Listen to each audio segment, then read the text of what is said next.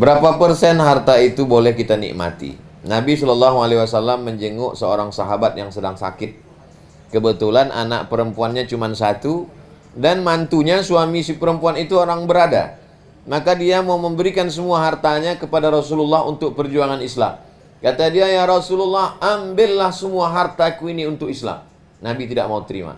Itu dalil kita tidak boleh sedekah semua harta kita. Ya, jangan karena mendengar tausiah Ustaz Somad tadi, setelah ini lalu kemudian semua mau menyerahkan hartanya untuk musyawarah. Jangan. Ambillah semua ya Rasulullah. Tidak.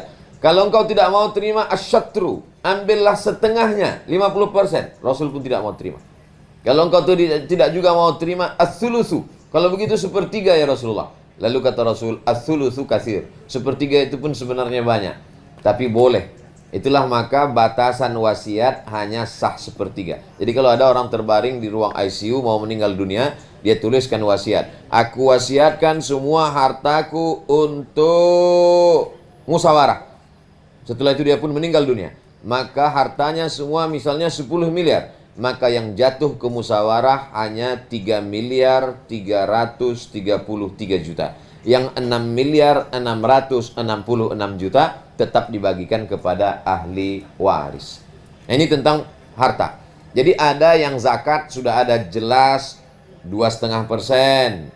Kalau emas 2,5%. Kalau tabungan 2,5%. Kenapa tabungan sama dengan emas? Karena zaman dulu mata uang adalah emas dan yang ditabung itu adalah emas. Itulah maka rupiah, dolar, euro yang kita simpan zakatnya setelah 1 haul setahun 2,5%.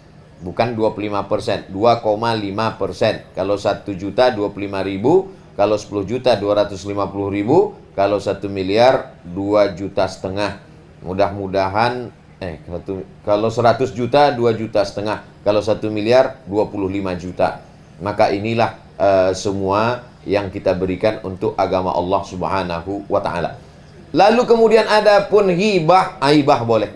Hibah boleh saja dia berikan selama tidak ada unsur untuk menzolimi, menganiaya. Ada seorang laki-laki menikah dengan seorang perempuan, tidak punya anak. Kalau dia meninggal dunia maka hartanya akan diwarisi oleh istrinya dan saudara kandungnya. Karena dia dalam keadaan sakit, lalu dia berpikir istriku tidak peduli, saudara kandungku tidak peduli, maka dia katakan semua hartaku. Maka sesungguhnya itu tidak boleh, zalim, aniaya. Karena ada hak orang lain dalam dirinya. Adapun istrinya, saudaranya tidak memperdulikan dia, itu urusan orang lain.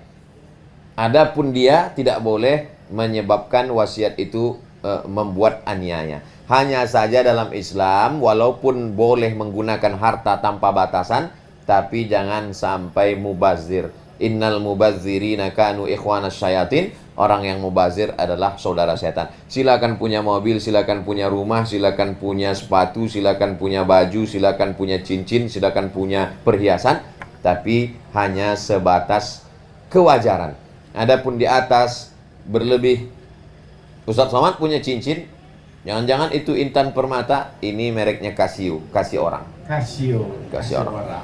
Kenapa Ustaz tidak beli cincin mahal? Saya suka batu cincin. Tapi begitu saya lihat di mall harganya 50 juta, pas mau saya beli, ini kalau saya beli sementara bisa untuk 50 juta itu insya Allah 50 anak yatim bisa untuk makan, beras anak yatim. Jadi kita berpikirnya ke sana. Jadi musyawarah, bedanya sebelum masuk musyawarah, setelah dengan masuk musyawarah. Sebelum masuk musyawarah dia bebas saja. Tapi setelah masuk musyawarah dia berpikir, kira-kira ini berapa anak yatim, berapa fakir miskin. Berpikirnya ke sana. Wallahu a'lam bishawab.